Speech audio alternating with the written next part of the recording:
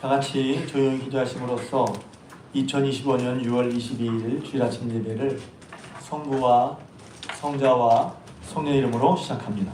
성경 묵도하겠습니다. 오늘 이 시간 여러분에게 주신 하나님의 말씀은 신약성경 고린도전서 2장 6절에서 12절까지 말씀입니다. 신약성경 고린도전서 2장 6절에서 12절까지 말씀.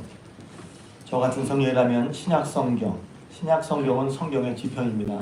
신약성경 264 혹은 265면이 되겠습니다. 할렐루야. 할렐루야. 오늘도 주님께 나오신 여러분들에게 우리 하나님의 은혜와 사랑이 함께 하시길 주님의 축복합니다. 우리 옆 사람과 함께 인사할까요? 다시 새롭게 합시다. 한 번 더 인사하겠습니다. 저는 새롭게 합니다. 6월 넷째 주일입니다. 6월달 들어서 이제 2025년의 절반이 지났다고 하는 그 시점에서 아직 다 지나진 않지만 6개월을 돌아보고 우리의 삶과 신앙을 새롭게 하는 그런 말씀 계속 전하고 있습니다. 성경에 보면 새로워진다는 말이 여러 가지가 있는데 대표적인 말 중에 하나가 제가 좋아하는 말씀은 고린도후서 4장 말씀입니다. 우리의 겉사람은 낡아지나 우리의 속사람은 날로 새롭도다 그랬어요. 실제로 있는 얘기죠. 학자들이 얘기하는, 의사들이 얘기하는 게 서른이 지나면 이제 성장은 멈추고 그때부터 이제 이런 말 어떤 분 싫어하시지만 노화 내지는 퇴화가 시작된다는 거예요. 여기 지금 대부분이 다 이제 노화나 퇴화가 시작된 분들이죠. 우리의 겉은 낡아질 수밖에 없어요. 물론 건강하게 사는 게 좋지만 더 중요하지만 그러나 우리의 겉은 낡아져요. 그러나 성경은 말하기를 겉은 낡아지는 것은 어쩔 수 없어요. 그러나 속은 날로 새롭다 그랬어요. 속사람은 날로 새롭다. 우리의 겉은 낡아지고 나이가 들고 늙어가지만 우리의 속사람은 날마다 새로워진다는 것입니다. 할렐루야. 우리의 속사람, 우리의 믿음, 그리스도와 함께 사는 우리의 삶, 그리스도를 주로 모신 사람의 삶은 날로 새로워집니다. 성장합니다. 변화합니다. 그리고 열매를 맺습니다. 그런 복된 삶을 살아가는 여러분 되시길 주님의 이름으로 축복합니다. 삶을 살다가 내가 좀 성장했구나, 혹은 저는 이제 목사니까 교회가 혹은 성도들이 하나님을 느낄 때 마음속에 기쁨이 있고 안도감이 있죠. 저는 그걸 느껴요. 우리 학생들이, 우리 청년들이, 혹은 우리 교회 성도들이, 혹은 임원들이 성장했구나. 근데 그건 이제 어떤 때 알 수 있냐면 어려움을 당할 때. 이전에는 이런 어려움을 감당 못했는데 감당한단 말이지. 그렇죠? 어린아이 때는 무거운 거 못 들었는데 성장하면 무거운 걸 들어도 끄떡이 없어. 그러니까 그런 성장을 느낄 때 그런 마음의 기쁨이랄까요? 뿌듯함을 느낀단 말이에요. 순간 저는 지난 한 주간 동안에 휴가를 다녀왔는데 제가 없는 동안에도 교회에 별일 없었어요. 저를 찾는 분이 없더라고. 그러니까 보니까 제가 있으나 없으나 혹은 누가 보나 안 보나 맡은 일을 잘 또 감당해내는 장로님, 권사님들, 임원들이 계셨단 말이에요. 뿐만 아니라 그러니까 교회 일을 돌아볼 때 혹은 복음의 일을 청소하는 것이라든가 밥을 하는 것이라든가 예배 준비한다든가 혹은 누군가를 돌보고 살피는 그런 일들을 여전히 꾸준히 하시더란 말이죠. 각각 자신이 맡은 일을 성실히 행하고 있어요. 교회 생활도 그렇고 일상생활도 그렇고 뿐만 아니라 어떤 어려운 상황이나 위기의 상황, 그러니까 이런 상황은 없길 바라지만 누구에게 있을 수 있는 일이잖아요. 고난, 어려움, 갈등, 난처한 상황, 그런 것 말합니다. 근데 그런 고난과 고통의 순간에도 어떻게 그리스도를 의지하며 어떻게 이겨나가는지. 그러니까 그런 것이 있다 없다로 신앙생활의 유무를 따질 수 없어요. 그렇지만 그런 어떤 상황, 예를 들면 잘 되는 상황에서 승승장구하는 상황에서 그리스도를 어떻게 의지하는지, 아니면 어려운 상황, 답답한 상황에서도 고통과 고난의 순간에서도 어떻게 그리스도를 의지하며 나가는지 그런 걸 보면서 성장하는 걸, 변화하는 걸, 더 잘하는 걸 알 수 있단 말이죠. 자녀들도 마찬가지죠. 이제 자녀도 그렇고 교회 학생들도 그런데 몸이 커져. 생각과 마음이 커져. 하는 말과 행동이 달라지고 그러다 보면 문득 느끼죠. 저는 가끔 이런 것도 느끼는데 나를 보는 시선들이 달라져요. 나는 그 정도가 아닐 것 같은데 이렇게 얘기해 준단 말이야. 그러니까 나를 보는 나는 그렇게 생각하지 않는데 난 아직도 그런데 좀 그렇다고 생각하는 사람들이 나를 보는 시선과 평가가 달라. 그럴 때 이제 성장했다고 하는 거 혹은 자랐다고 하는 거 발전했다고 하는 거 그런 것들이 느껴지지 않습니까? 여러분들이 이제 6월달 맞아서 여러분의 삶과 그러니까 믿음이 중요한데 그 믿음은 삶과 떨어진 게 아니에요. 신앙과 삶은 결코 나눌 수 없는 거예요. 그러니까 제가 좀 잔소리처럼 말하지만 여러분의 삶이 신앙이고 신앙이 삶인 것입니다. 이 말은 뭐냐면 교회에서는 그렇게 믿고 성경은 그런데 내 사는 건 다른가 한 게 아니에요. 여러분의 삶이 믿음으로 말미암아 그리스도를 중심으로 그 모든 삶이 이렇게 행해지고 또 풀어나가고 또 해결되고 뿐만 아니라 결정되어서 여러분의 삶이 그리스도와 함께하는 삶 되시기를 주님의 이름으로 부탁을 드립니다. 오늘 말씀은 바울이 고린도 교회에 쓴 편지예요. 그런데 앞부분에 무슨 말이 나오냐면 사실 고린도 교회는 은혜도 많지만 문제도 많은 교회였거든요. 은혜도 많지만 문제도 많아. 사실 교회가 다 그렇죠. 교회는 하나님 은혜가 있는 곳이에요. 그런데 하나님 은혜를 받았지만 여전히 우리가 연약함이 있어요. 또 부족함이 있고 유혹도 받아요. 죄인이에요. 그리고 우리는 자기 고집대로 살고 싶어요. 자기의 그 시스템이 자기가 살아온 게 있단 말이야. 그러니까 그리스도를 믿고 그리스도 중심으로 교회에 모였지만 아직 그런 것이 온전해지지 않아서 교회는 은혜도 있지만 문제도 있단 말이야. 그게 교회 생활입니다. 어떤 분은 좀 교회 일하니까 교회 문제가 있어서 교회 안 나가요. 그럴 때 여러분 문제가 없는 교회는 없습니다. 그럼 어떻게 해요? 하나님의 은혜로 그 문제를 하나하나 해결내리는 그 문제를 대처해 나가면서 신앙이 자라는 거예요. 문제없는 교회와 잘하면 신앙이 잘할 것 같습니까? 그렇지 않습니다. 저는 문제를 좋다거나 문제가 좋아요. 문제를 찬양하는 게 아니에요. 어떤 문제 속에서 믿음을 자랄 때 비로소 신앙이 자란다는 말이에요. 그러니까 교회 문제를 놓고 교회에 심각한 문제가 있으면 좋지 않죠. 예를 들면 교회가 무슨 큰 범죄를 저질렀다든지 예를 들면 그러나 그것이 아니더라도 우리는 신앙생활을 하며 있음을 믿으면서 교회 생활 속에서 여러 가지 문제를 만난다면 사람과 사람과의 관계, 일을 할 때 의견이 다른 여러 가지들 그리고 저 사람은 왜 저런데? 하는 그런 것들 말입니다. 그런데 그리스도 안에서 그런 걸 만나면 사실 우리 신앙이 자라는 거예요. 성장한단 말이에요. 그러니까 고린도 교회 그런 교회였어요. 근데 그런 교회에 바울은 뭐라고 말하냐면 그리스도 예수 안에서 하나님의 교회라고 칭한다. 그래서 고린도 교회는 참 그러면서 은혜로운 교회예요. 그렇게 문제가 있는데 교회가 생겼어. 그렇게 문제가 많은 사람인데 교회야. 할렐루야. 그러니까 교회를 강조하면 은혜롭죠. 그렇게 문제를 많은 사람들이 모여서 교회가 됐어. 은혜잖아요, 은혜. 근데 또 이렇게 보면 또 달라질 거예요. 근데 교회인데 문제가 많아. 근데 그런 고린도 교회 편지를 하면서 먼저 뭐라고 말하냐면 바로 이렇게 말합니다. 내가 여러분에게 말하고 전도할 때 가르칠 때 나는 사람의 지혜로운 말이나 설득력 있는 말로 하지 않고 성령의 나타남과 능력으로 했다는 거예요. 왜 그러냐면 사람의 말로 지혜로운 언변을 하는 것이 아니라 한편하면 우리의 믿음의 근거가 사람의 지혜에 있는 것이고 바울은 그렇게 얘기를 원치 않았어요. 우리의 믿음의 근거는 바로 하나님의 능력이라는 거예요. 바울이 말한 바는 그렇습니다. 그러니까 어떻게든 내가 말을 하면 내가 말을 듣고 믿는 게 아니라 그 말을 통해서 성령께서 혹은 하나님의 능력이 그들에게 경험되고 나타나서 너희의 믿음이 고린도 교회 성도들의 믿음이 사람의 지혜에 있지 아니하고 하나님의 능력이 붙잡힌 믿음이 되길 바란다 그랬어요. 저는 오늘도 마찬가지로 생각합니다. 저는 여러분의 믿음이 사람의 지혜 있는 말이 아니라 하나님의 능력에 붙잡힌 믿음 되시기를 주님의 이름으로 축복합니다. 하나님의 능력에 붙잡힌 믿음. 그래서 성경은 하나님의 나라는 말에 있지 않고 능력에 있다고 그랬어요. 그 능력이 무슨 희한한 능력을 하는 것이 아니라 내 삶에 하나님의 능력을 경험해서 하나님의 말씀으로 승리를 경험하는 거. 오늘 거사님 기도한 것처럼. 내 승리의 관건은 내게 있는 것이 아니라 하나님의 능력에 붙잡힌 바 된 것에 있단 말이죠. 할렐루야. 하나님의 능력 안에 삶을 하나님의 능력에 붙잡힌 믿음으로 살아가시는 여러분 되시기를 주님의 이름으로 축복합니다. 그러면서 오늘 특별히 뭐냐면 지혜를 말한다는 거예요.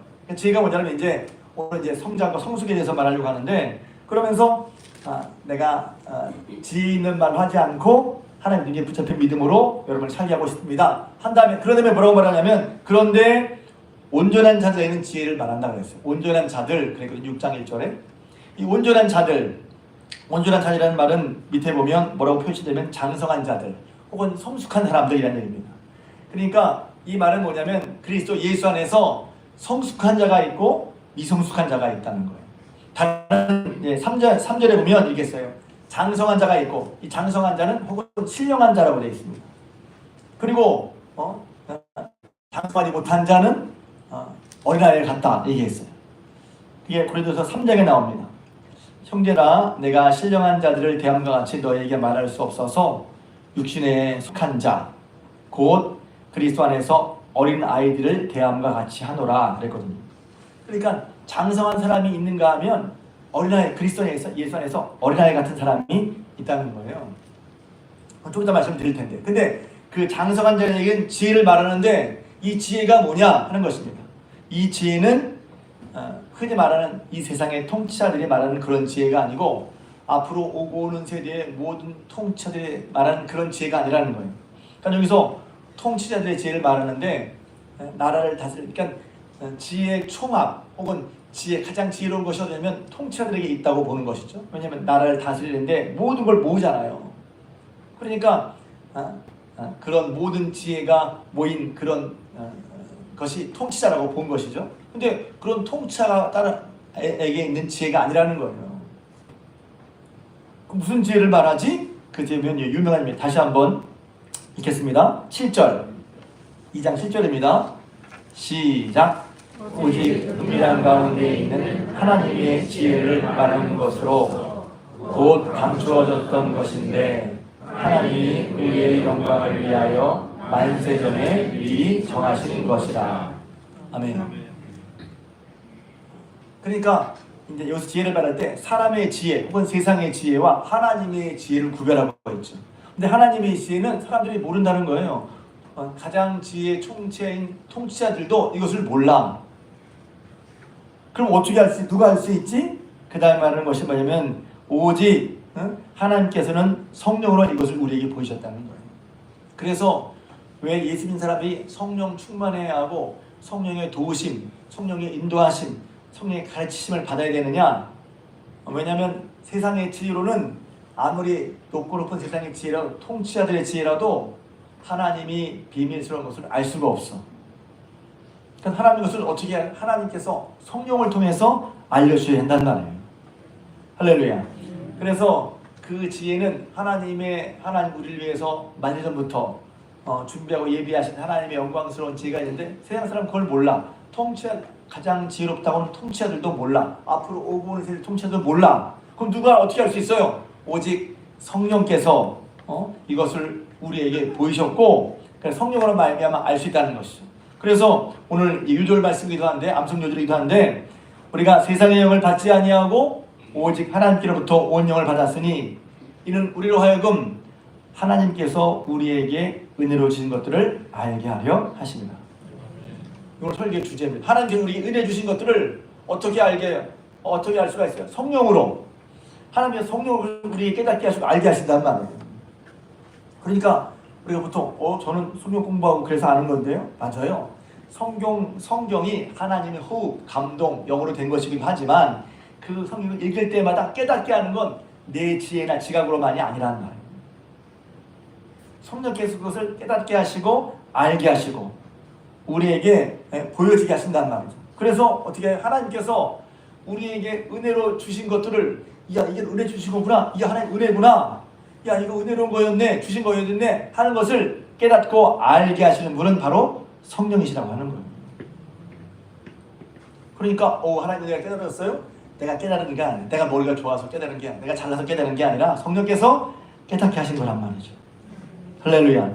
또 하나님 은혜를 많이 깨닫고 싶어요? 그러면 구해야지. 성령이요 은혜를 베풀어 주셔서 성령께서 함께 하셔서 저를 하나님께서 내게 주신 것이 어떤 것인지를 깨닫고 알게 하여 주시옵소서. 은혜 주신 것들을 사실 은혜는 참으로 무궁무진한데 하나님의 무궁무진하신 은혜를 여러분이 하나하나 깨닫고 보고 알 수 있기를 주님의 이름으로 축복합니다. 근데 그것은 성령으로 말미암아 된다는 성령으로 말미암아. 그러면 여기서 이제 미리 말씀드리고 할게요. 그럼 하나님께서 우리에게 은혜를 주신 것들이 과연 뭘까? 했을 때 많지만 간단하게 말하면 8절에 나와 있어요. 힌트가 있단 말이에요. 이 지혜는 이 세대의 통치자들이 한 사람도 알지 못하였나니 그랬어요. 그러니까 이 세대 보면 앞으로 세상에서 없어질 통치자들이 한 번 왔다가 그 다음에 한 시대를 풍미하고 또 그 다음에 통치자, 그 다음에 통치자, 또 세 세대 대대를 이어서 통치가 나온다 하더라도 알지 못할 그런 은혜, 그런 지혜인데 이런 지혜는 통치자들이 알지 못했어. 근데 그러면서 8절에 보면 알지 못하였나니 만일 알았더라면 그 지혜를 알았더라면 영광의 주를 십자가에 못 박지 아니하였으리라 그랬거든. 그러니까 이게 뭐지? 곧 하나님께서 만세전부터 우리를 예비하신 하나님의 비밀, 하나님의 경륜, 하나님이 이루고자 하시고자 하는 또 우리를 위해 예비하신 영광스러운 지혜가 뭐냐? 예수 그리스도란 말. 여러분, 예수 그리스도가 이렇게 우리에게 영광스러운 하나님의 지혜를 누리는 것을 믿으시기를 바랍니다. 늘 말하니까 익숙하니까 얼마나 귀하고 얼마나 놀랍고 얼마나 큰지 몰라. 저도 그래서 예수 그리스도를 더 깊이 알고 많이 알고 붙들고 따라가기를 바랍니다. 예수님에 대해서 이미 한 10년 믿었으니까 다 뛰었어라고 생각하는 분들은 오산 중에 오산, 착각 중에 착각이란 말이에요. 사람으로서는 알 수 없어요. 성령께서 예수 그리스도 하나님께서 예비하신 하나님의 비밀의 경륜, 왜 비밀이라고 그랬어요? 이 비밀은 모른다는 거예요. 모른다. 사람으로서는 알 수 없어. 다 안다고 생각하면 모르는 거야. 다 안다고 생각하지만 더 이상 추구하거나 따르거나 배우려거나 하지 않는다는 건 다 안다고 생각하는 거거든요. 좀 애들 얘기지만 파도 또 나와. 그 예수 그리스도 안에 그래서 요한복음에 보면 은혜와 진리가 충만하더라 그랬어요.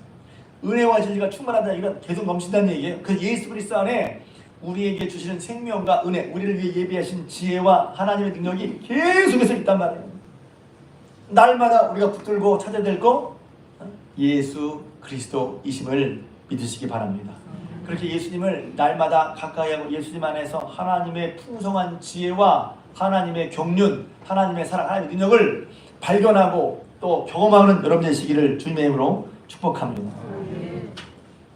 그러니까 하나님께서 이렇게 하신 우리에게 보내주신 영광스러운 지혜, 사람들이 알지 못하는 그것이 뭐냐? 예수님인데 그 예수님을 사람이 알지 못한단 말이에요. 그리고 은혜를 주신 이 모든 것을 알게 하시는 분은 성령이란 말이죠.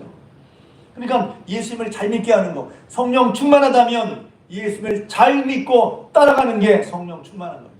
성령께서 우리를 계속해서 예수 그리스도 어떤 분이신지 그 안에 감추인 보화가 무엇인지를, 가치가 무엇인지를 계속해서 알게 하는 거란 말이에요. 가치가 있는 곳에 그 가치를 따라간단 말이죠. 내가 시간을 내고 따라가는 것에 가치가 있는 거란 말이죠. 그런데 여기서 바울은 뭐라고 말하냐면 그렇게 마련놓으신 하나님의 놀라우신 지혜요 능력, 가장 귀한 영광의 주님을 세상이 몰랐다는 거예요. 그런데 고린도 교회 성도들 여러분 알고 있는데 그걸 알게 하신 분이 누구냐? 바로 성령, 하나님께서 성령을 통해 이 모든 걸 우리에게 보이시고 우리에게 이렇게 은혜를 주신 것들을 깨닫게 하시는 분이 성령이라는 거예요. 여러분이 예수님 믿고 지금 교회 나오고 있어요? 그렇게 여러분에게 예수님을 구주로 믿도록 도우신 분이, 깨닫게 하신 분이 성령이신 것을 믿으시기를 바랍니다. 나는 그전에 성령을 몰랐어. 내가 좀 똑똑해서 이렇게 내가 좀 착해서 교회에 나와서 알고 같아. 천만의 말씀입니다, 여러분. 그 뒤에는 보이지 않는, 그래서 내가 교회 나오고 보니까 예수 읽고 보니까 성령께서 도와주시는구나 이렇게 하는 거예요. 그쪽에 성령께서는 어떻게 하시는지 몰라. 성령께서 이끄셔서 깨닫게 하셔서 알게 하셔서 하는 거란 말이지. 그러니 내가 머리가 좋다 깨달았다고 하는 건 오산이에요. 그 신앙생활은 우리가 흔히 말하는 지능이 좋아서 신앙생활 잘하는 게 아니에요. 성령께서 이끌어 주셔서 믿음을 하는 것입니다. 할렐루야. 그래서 고린도전서 유명한 얘기죠. 1장 18절에 바울이 이렇게 얘기했어요. 십자가의 도가 멸망하는 자들에게는 미련한 것이요 구원을 받는 우리에게는 하나님의 능력이라. 유대인은 표적을 구하고 헬라인은 지혜를 찾지만 우리는 십자가에 못 박힌 그리스도를 전하니 유대인에게는 거리끼는 것이요 이방인에게는 미련한 것이로되 오직 부르심을 받은 자들에게는 유대인이나 헬라인이나 그리스도는 하나님의 능력이요 하나님의 지혜니라. 그리스도가 하나님의 능력이요 하나님의 지혜란 말이에요. 세상 지혜와 비교할 수 없단 말이에요. 하나님의 어리석음이 사람보다 지혜롭고 하나님의 약하심이 사람보다 강하니라. 하나님의 미련하심과 미련하지도 않으시지만 하나님의 미련하심과 하나님의 약하심이 사람의 강함보다 훨씬 더 뛰어나단 말이에요. 그런데 예수 그리스도야말로 하나님의 지혜요 하나님의 능력이란 말이죠. 하나님의 지혜요 하나님의 능력인 예수 그리스도를 붙들고 믿고 배우고 따라가시는 여러분 되시기를 주님의 이름으로 축복합니다. 그런데 이렇게 깨닫게 된 게 뭐냐면 성령으로 말미암아 안다는 거예요. 성령께서 깨닫게 하셔서 우리에게 예수 그리스도를 보내주신 얼마나 큰 은혜인지. 왜 그렇습니까? 우리 하나님 앞에 죄인이잖아요. 하나님께서 그 모든 걸 만드시고 하나님 형상으로 우리를 창조하시고 하나님 우리에게 생명과 호흡을 주셨는데 세상에 하나님을 모른다고 해? 하나님이 없다고 해? 하나님의 말씀 듣지 않아. 하나님이 사람을 사랑하셔서 하나님 형상대로 만드시고 귀하게 만드시고 또 그 모든 것을 다스리는 권한을 주셨는데 그 모든 것 자리에서 떠나버렸단 말이에요. 하나님을 부인하고 하나님 없다고 하고 하나님 말씀 듣지 않고 말입니다. 그러면 그것만으로도 벌받아 마땅해요. 우리가 볼 때 저럼 저거 벌받아 마땅해 그렇잖아요. 벌받아 마땅하지. 그런데 하나님께서 벌받아 마땅 우리를 그냥 두지 않으시고 우리가 하나님과 원래 생명이 하나님과 떨어져 있는 걸 하나님은 도무지 보지 못하셨어요. 그래서 그때부터 이미 우리를 다시 하나님께 돌이키려고 예수 그리스도를 준비하셨단 말이에요. 교회에서는 매일 듣지만 여러분 세상 사람 몰라요. 예수 그리스도가 얼마나 귀한 하나님의 지혜와 능력인지를 그리스도 예수를 보내신 것이 얼마나 큰 하나님의 비밀인지를 모른단 말이에요. 비밀이야 비밀. 하나님께서 뭘 하시려고 하셨지? 죄인들을 위해서 예수 그리스도를 보내시려고 했단 말이에요. 이게 비밀이란 말이에요. 예수 그리스도로만 우리는 하나님의 자녀로 회복할 수 있고 예수 그리스도를 통해서만 우리는 죄의 용서 받을 수 있고 예수 그리스도로 말미암아 우리는 거룩한 복지 삶을 살 수가 있어요. 그리스도 없이는 그리스도 외에는 가능하지 않단 말이에요. 이걸 깨달은 사람은 예수님을 붙잡을 수밖에 없죠. 예수님을 따라갈 수밖에 없죠. 어영부영할 수가 없는 거예요. 그래서 은혜의 총체는 다시 한번 예수 그리스도. 여러분 신앙생활을 복잡할 수 있지만 단순하게 말하면 이러죠. 단순하게 말하면 이런 세세한 부분에서는 좀 알고 싶은데요. 그래요. 그러나 단순하게 말하고 따라가다 보면 세세한 걸 깨닫게 되는 거예요. 여러분이 모든 신앙인들은 모든 신앙생활을 할 때 예수님을 온전히 붙들고 따라가실 주님의 이름으로 축복합니다. 그러니까 한마디로 예수님 잘 믿어야 되는 거예요. 예수님 잘 믿으면 됩니다. 따라가는 거예요. 근데 믿는데 이것이 어렵고 이것이 그래도 예수를 붙들고 예수님이 하시는 말씀 속에 들어가는 거예요. 그러다 보면 거기서 변화와 성장, 은혜가 계속 일어나요. 왜?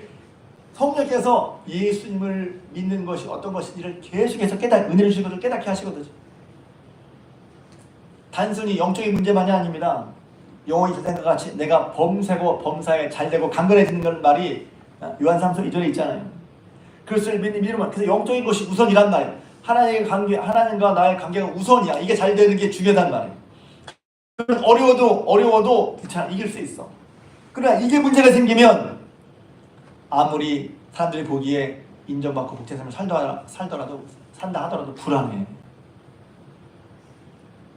왜? 그리스도가 하나님의 지혜요, 하나님의 능력, 세상과는 달라요. 그런데 그 뒤에 보면 이제 우리가 다 읽지는 않았지만 그런데 그렇게 영적인 것을 왜 사람들이 안 받아요? 왜? 성령을 모르기 때문에 하나님의 일, 이렇게 한 일들이 어리석어 보인단 말이에요. 왜? 14절에 나오면 육에 속한 사람은 하나님의 성령의 일을 받지 아니하니, 성령으로 이끄시는 것을, 성령의 말씀을 안 받아, 듣지 않아. 왜? 이것이 그에게는 어리석어 보인단 말이에요. 또 알 수도 없어. 그러니 참 복잡해. 저를 위해서 설교할 때마다, 가끔 신앙생활 얘기할 때마다, 야, 나는 어떻게 믿게 됐지? 내가 잘한 게 아니라 다시 한번 이 말씀을 하면, 하나님은 나에게 얼마나 말씀하시고 계속해서 나에게 나를 이끌어 주시오 해서 내가 여기까지 왔나, 이런 생각을 하게 된단 말이에요. 그러니까 야, 예수 믿는 게 보면 사실 성령이 아니고는 예수 믿는 게 불가능하죠. 왜? 세상이 더 좋아 보이잖아요. 왜? 육에 속한 사람은 성령의 일을 받지 않아. 하나님의 말씀을 받지 않아. 듣지 않아. 왜? 어리석어 보이거든. 교회에서는 많이 다 하나님 은혜로 감사해서 꿀꺽꿀꺽 넙죽넙죽 받는 게 아니라 까리해서 안 받아. 안 들어. 왜? 자기가 더 지혜로워 보이거든. 어리석어 보이거든. 그런다는 거예요. 그래서 여기 보면 그리스도를 믿는데 믿고 따라가야 되는데, 고린도서에 보면 세 부류로 그렇게 삶을 나눕니다. 첫 번째는 육에 속한 사람이에요. 오늘 본문에 나와 있지 않지만 그 밑에 2장 밑에 보면 육에 속한 사람들은, 육에 속한 사람은 쉽게 말하면 예수님을 안 믿는 사람을 말하는 거예요. 성령의 일을 받지 아니해. 그리고 그것이 어리석어 보여. 왜 주일마다 교회를 가야 돼? 왜 주일마다 왜 교회에다 헌금을 내야 돼? 다른 사람 이해를 못합니다. 왜 교회에서 봉사를 해야 돼? 이해를 못합니다, 사람들은. 왜? 어리석어 보이거든. 야, 그 돈을 그 시간에 딴 거 해봐라. 그 돈을 딴 데 해봐라. 어리석어 보이거든. 그렇지 않잖아요? 그래서 육에 속한 사람이 있어. 이 사람들은 성령의 일을 받지 아니하고 성령의 일들이 그에게 어리석어 보입니다. 성령의 일들을 알 수 없습니다. 그러니까 예수 그리스도를 모르는 사람이죠.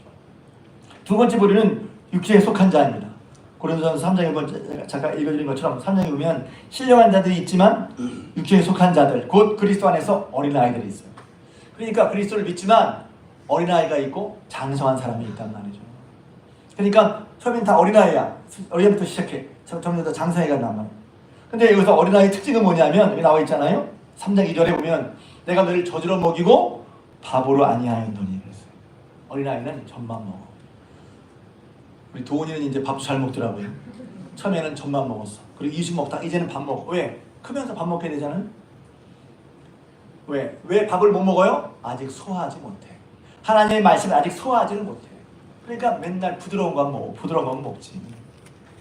위로와 격려가 필요하지만 하나님의 교훈과 훈계, 딱딱한 밥도 먹을 수 있는 여러분 되시길 주님의 이름으로 축복합니다. 아멘. 성숙한 사람은 밥을 먹는 사람이야. 딱딱한 것도 잘 소화시키단 말이지. 어려운 것도.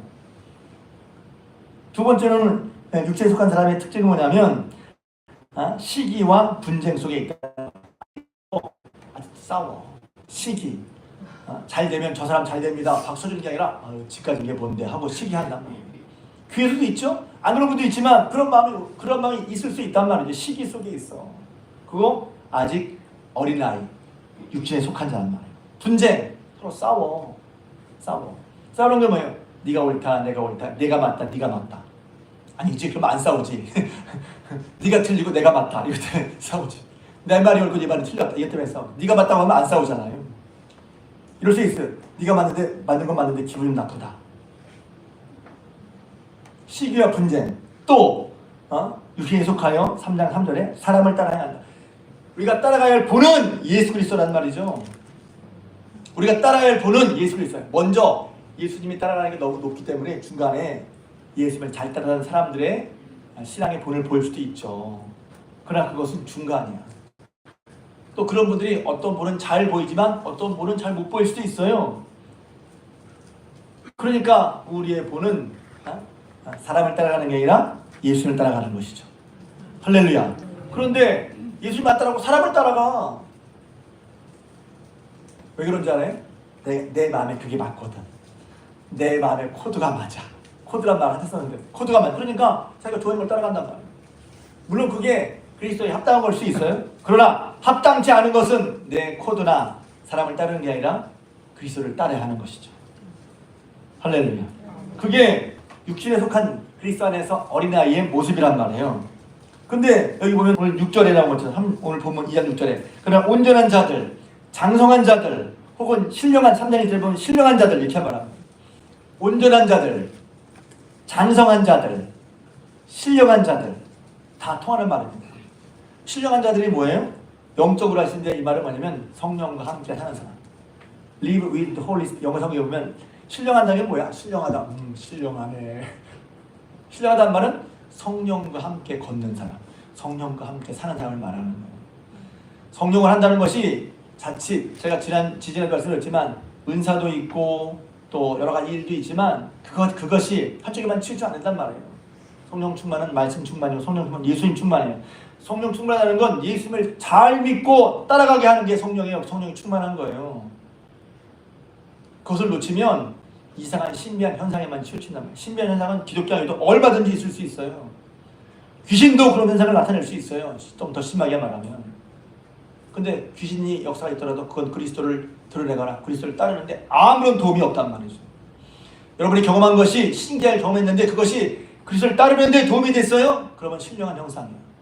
많은 신기한 현상을 경험했는데 여러분이 그리스도를 따르는데 도움이 안 됐어요? 그건 이상한 거예요.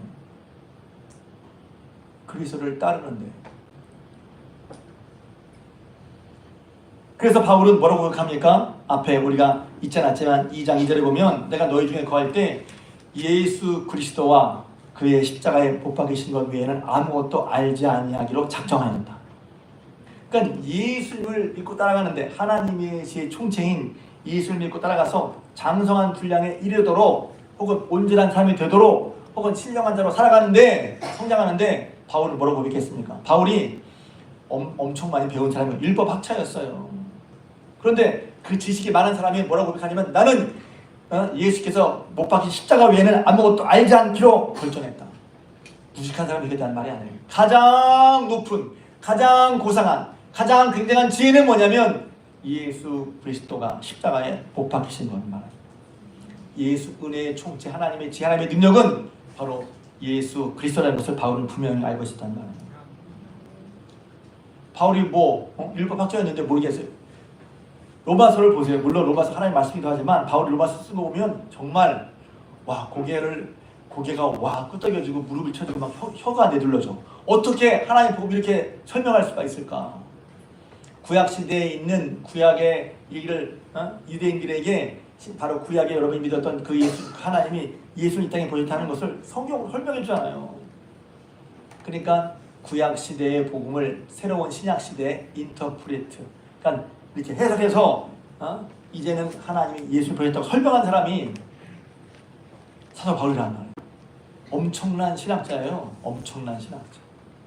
그런데 그 신학자인 그 많이 공부한 그 바울이 말하기를 나는 다른 것보다 십자가에 못 박힌 예수 외에는 아무것도 모르겠다는 거예요. 그러니 예수 안에 있는 하나님의 경륜, 하나님의 능력, 하나님의 사랑 혹은 하나님의 지혜가 예수 안에 있다는 것을 바울은 알고 경험하고 맛본 사람이란 말이에요. 그러니 바울이 늘 예수 안에, 늘 바울 서신을 보세요. 제일 많이 나오는 말이 뭐냐면 예수 안에서야. 예수 안에서, 예수 안에서, 예수 안에서, 예수 안에서 이라고 계속 하고 있단 말이죠. 예수님을 온전히 믿고 알고 배우고 함께하며 따라가는 여러분 되시길 주님의 이름으로 축복합니다. 그럴 때 성령께서 그걸 깨닫게 하셔서 육에 속한 자에서 육신에게 속한 자에서 육신에 속한 자에서 신령한 자로 장성한 자로 온전한 자로 나아간단 말이죠. 바울은 에베소에도 제가 에베소 교회 얘기도 많이 했는데 그래서 예수 그리스도 말미암아 우리가 점점 더 새로워지는 거 혹은 어량에서부터 장성해지는 거 성숙해지는 거 그것을 계속 말하고 있어요. 그게 새로워지는 거란 말이죠. 뭐가 새로워지는 거지? 성장하는 거. 어떤 분은 이렇게 성장하는 것에 대해서 컴플렉스인 분이 있을 수 있어요. 저는 잘 못해서. 사람마다 다 그런 게 있잖아요. 자기가 저거 잘하는 거는 사람마다 자기가 좋아하는 거 하다 보니까 잘해지는 거거든요. 또 다른 사람은 막 애써서 한 번 하는데 다른 힘도 안 들고 툭 하는 거 너무 쉽게 해. 근데 그런 게 이번에 여행 같이 감사들 동기들 가서 얘기하다가 어떤 누가 얘기하다가 은사가 뭐지? 다른 사람은 어려웠는데 난 쉽게 하는 거, 그게 은사라는 거예요. 내가 깨달았어요. 그래서 은사는 그런 거구나. 다른 사람 이거 되게 어려워하는데 나는 쉬워. 그런 게 은사예요. 은사. 각각 여러분 다 은사가 있을 거예요. 근데 여기 있는 거란 말이죠. 그러니까 그리스도로 말미암아 부단한 영적 성적을 이루도록 해야 되는데 그 하나님의 말씀 따라 갈 때 어려워하는 게 있어요, 사람마다. 그러니까 나는 안 되나 봐. 난 그런 것들이 여러분 있을 수 있잖아요. 여러분 기억하십시오. 성령의 인도함을 따라가시길 주님의 이름으로 축복합니다. 그런 거 다 누구나 있어요. 누구나 있어요. 잘 안 되는 거. 그러니까 그것 때문에 낙심하고 실망하지 말고 주전 말씀드린 보혜사 성령께서 너를 모든 진리 가운데로 인도하실 거야. 생각하실 거야. 가르쳐 주실 거야. 할렐루야. 그러니 우리 마음속에 있는 마음의 턱을 낮춰야 돼. 나 이건 안 돼. 어려워. 하고 거기서 내가 걷어들이는 거란 말이지. 그런 거 많잖아요. 개인적인 얘기 할까봐 고민했는데 그냥 목사님 뭐 한다 이렇게 다 할까봐. 제가 작년 6월부터 이제 건강검진 받고 건강검진 다 경계치가 나왔어요. 나이가 나이도 제가 61살이니까. 그래서 안 되겠다. 그래서 생전 처음으로 이제 작정하고 이제 운동을 하기 시작했어요. 진천 건강센터에 제가 다닙니다. 작년 6월부터. 그리고서 이제 12월부터는 수영을 하기 시작했어요. 근데 수영을 제가 좀 잘하는 것 같아요. 잘한다는 게 제 생각이고. 근데 다른 건 이제 그냥 이렇게 해봤단 말이에요. 근데 한 번도 안 해본 수영이 저병이거든요. 저병. 버터플라이. 근데요, 저병은 제가 못하겠어요. 왜냐면 제 생각에 폼이 안 나오는 것 같아요. 다른 건 폼이 좀 괜찮은 것 같은데 저병은 폼이 안 나와. 그러니까 연습할 때 저병 하기가 싫어요. 남 보기 어떨까 싶어서. 제 마음속에 벽이에요, 벽. 다른 건 내 스스로 괜찮게 한단 말이야. 근데 저병은 이건 폼이 영 엉망이야. 창피하고 하기 싫어. 제가 깨달았어요. 사람마다 다 그런 게 있겠다. 신앙도 그런 게 있어요. 어떤 건 잘해, 괜찮아. 어떤 건 잘 못해. 난 보기엔 창피해. 그러니까 안 해. 제가 그걸 스스로 깨닫고 그래서 제 스스로 그걸 넘어서려고. 그러니까 운동에도 그렇잖아요. 근데 운동만이 아니야. 사실은 인간 관계에서도 그럴 수 있어요. 신앙에서도 그럴 수 있어요. 항상 내 스스로 잘 안 되는 데서 우리는 거기서 스스로 멈춘단 말이에요. 성령께서 깨닫게 하시는 거죠. 깨닫게. 왜 항상 그 앞에서. 그냥 사실 근데 별거 아니거든. 따라합시다. 하면 되더라. 근데 하면 되는데 거기서 안 한단 말이에요. 성령께서 계속 우리를 마음을 감도시켜요.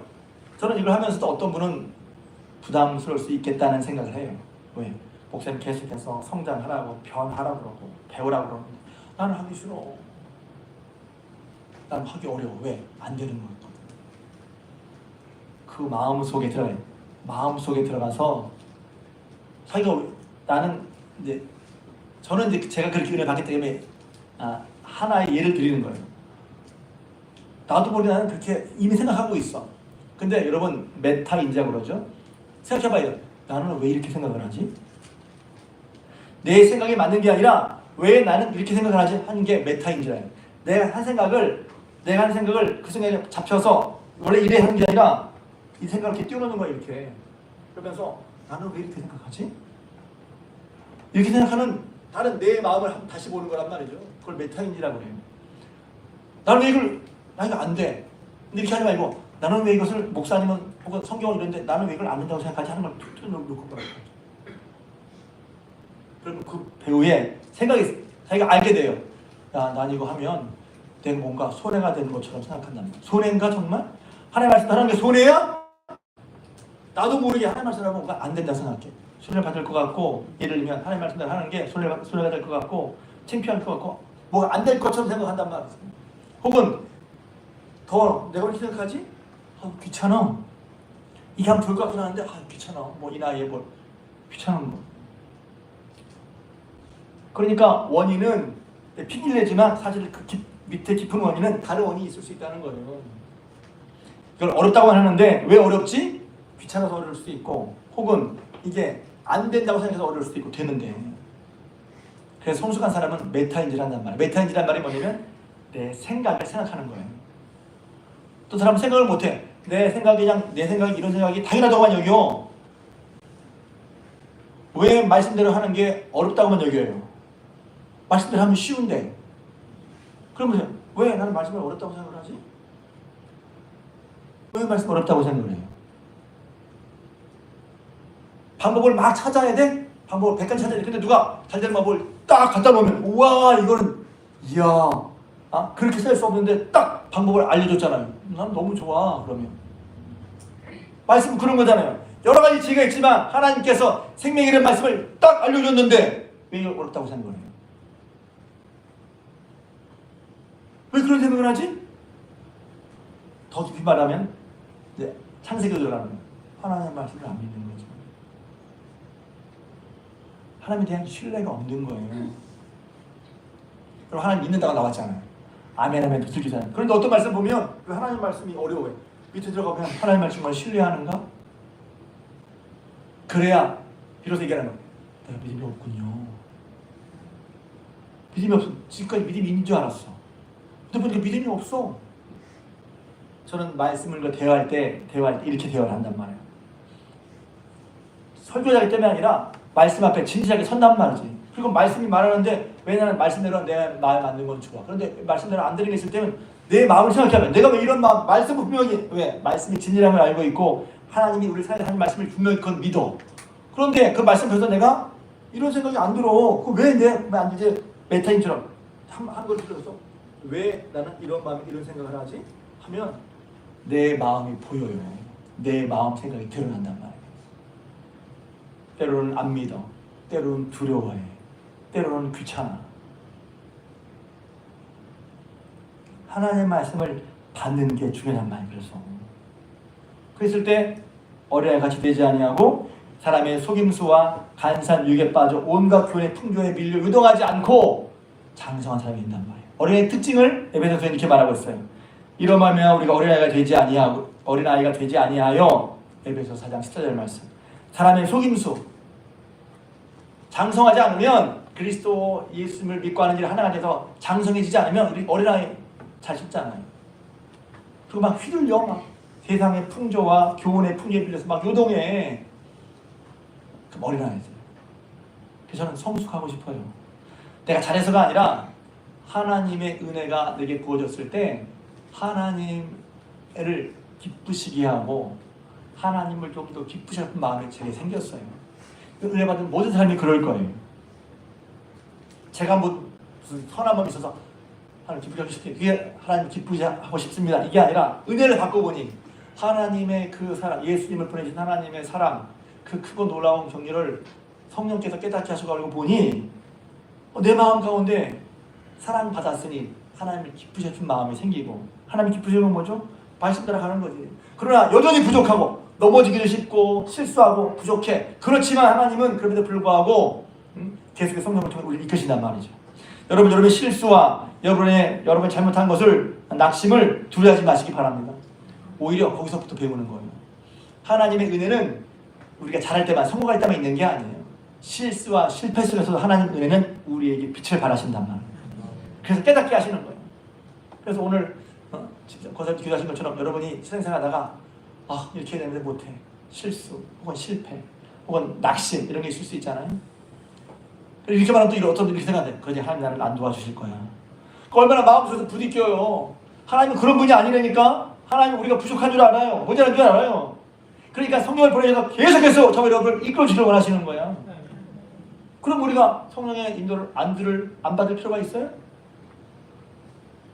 모든 죄 가운데 의를 이끌어주시고 예수님이 말씀하신 모든 것을 가르쳐주시고 생활하게 하셔서 우리를 진리 가운데로 성숙한 가운데로 어린애 같은 신앙에서 육체에 속한 신앙에서 성숙한 신앙으로 장성한 신앙으로 장성한 분량으로 우리를 이끄시는데 왜 안 따라갈 이유가 뭐가 있냔 말이죠. 그 가운데 우리는 실수도 해요. 낙심도 하고 또 조바심도 나고 하죠. 그러나 그때 중요한 것은 그럼에도 불구하고 계속해서 성령의 인도하심을 받는 거예요. 그러니 삶 속에서 생활 속에서 가정에서, 직장에서, 교회에서 내 인생을 살아가면서 예수님을 믿고 아는 것에 하나가 되길 주님의 이름으로 축복합니다. 우리를 뜻대로 가르치시고 인도하신 성령의 도우심을 받고 살아가시길 주님의 이름으로 축복합니다. 내가 앞서가지 말고 내 중심이 되지 말고. 그러니까 사람이 자기 중심이기 싫거든요. 사람 다 자기 중심이야. 가끔 가다 이제 애가 돈이 되게 하거든요. 애가 사람이야. 왜냐면 엄마가 이렇게 하면 지가 이렇게 해. 엄마가 이렇게 하면 지가 이렇게 해. 자기 뜻이 있는 건 자기 사람인 거예요. 사람이 난 의지가 있고 자기 중심이 있어요. 어쩔 수 없죠. 그런데 신앙은 뭐냐면 그 중심을 내 중심이 아니라 자꾸 왜? 내 중심을 살아서 이게 아니구나 하는 것을 고난과 고통 속에 배우는 거란 말이에요. 그래서 고난과 고통이 없으면 좋겠는데 왜? 자기 뜻대로 고난과 고통을 배워야 비로소 겸손해지잖아요. 그래서 어떤 분이 그래서 내가 동의했어요. 우리 신앙의 모드를 성공지향 모드가 아니라 학습 모드로 바꿔야 한다는 거예요. 내가 성공했나 안 했나, 잘했나 못했나가 아니라 그러면 못 배운다는 거예요. 오히려 성공했으나 못했으나 이걸 통해서 이런 것을 통해서 내가 뭘 배웠지? 그게 진정한 성장을 만들어요. 여러분 지난 6주 동안 뭘 배웠어요? 내가 이렇게 살아왔는데 그걸 통해서 내가 뭘 배웠어요? 실수? 뭘 배웠어요? 잘하면 뭘 배웠어요? 그때 뭐가 달라졌어요? 그게 중요하다는 거예요. 저는 그게 딱 맞는 말이에요. 제 목회를 보면 제 목회가 여러분 어떤 분은 목사님 목회 잘한 아니에요. 실수를 통해서 배우는 거예요. 아 이렇게 했구나. 이렇게 하자. 그래서 제가 이런 말 별로 안 좋아하지만 한 번 실수는 병가지상사. 누구에게 있는 일이라는 거예요. 근데 중요한 것은 그 실수 통해 배우느냐 못 배우느냐. 신앙에도 마찬가지예요. 실수와 허물이 있어. 낙심이 있어. 그런데 그걸 통해서 성령께서 깨달으심을 통해서 배우느냐 못 배우느냐가 중요하다는 거예요. 그래서 어떻게 일어나요? 자꾸 육체에 속한 사람에서 신령한 사람으로, 어린아이에서 장성한 사람으로, 온전한 사람으로 계속 나가는 거란 말이죠. 그랬을 때 우리가 세상의 풍조에 휘둘리지 않고 하나님이 그래서 우리 하나님을 기본적으로 사랑하시지만 하나님을 기쁘시게 삶으로 나가는 거란 말이죠. 에베소 교회는 성장한 사람의 특징이 뭡니까? 성장의 특징은 뭐예요? 교회에서 봉사한다는 거예요. 교회에서만 아니라 주님의 몸된 일에 봉사한다는 거예요. 여러분 성장하고 싶으면 성장의 품을 주시면 여러분 봉사하시고 주님의 이름으로 축복합니다. 봉사 괜히 교회에서 무슨 일시라고 천만의 말씀. 하나님의 일은 그렇게 되는 게 아니에요. 제가 시간이 좀 많이 지났네요. 제가 우리 교회지만 저는 모든 일을 골고루 다 나눠서 하고 싶어. 한 사람에게 다 쏟지, 다 몰리지 않고. 보면 교사도 하고 찬양대도 하고 찬양팀도 하고 속회사도 다 해. 얼마나 힘들겠어요. 나 나누고 싶어. 그런데 제가 큰 교회 얘기를 했더니 큰 교회도 똑같아. 거기 사람 많잖아요. 골고루 일을 다 맡으면 좋겠는데 큰 교회도 똑같아. 제가 그래서 알았어요. 아 그렇구나. 아 그렇구나. 그건 뭐예요? 성장한 사람이 한다는 거예요. 그건 제 얘기가 아닙니다. 에베소서 4장 12절. 이는 성도를 온전하게 하여 봉사일을 하게 하고. 봉사는 그냥 뭘 맡아서 그냥 내가 시험 봉사일을 올해 직급 따듯이 내가 2년 다녀서 못 땄다 그렇게 하는 게 아니라 몸된 교회를 크고 잘하게 하는데 봉사일을 감당하는 게 신앙의 성장한 몫이란 말이죠. 저는요 제가 목사 된 걸 하려면 봉사를 통해서 목사로 살았다고 생각해요. 교회 안에서 봉사하면서 찬양대, 교사 그리고 때로는 목사님 주보도 만들어드리고 서울에 지도하면서 봉사하면서 자라났어요. 여러분 이제 6월 넷째 주가 지나고 있어요.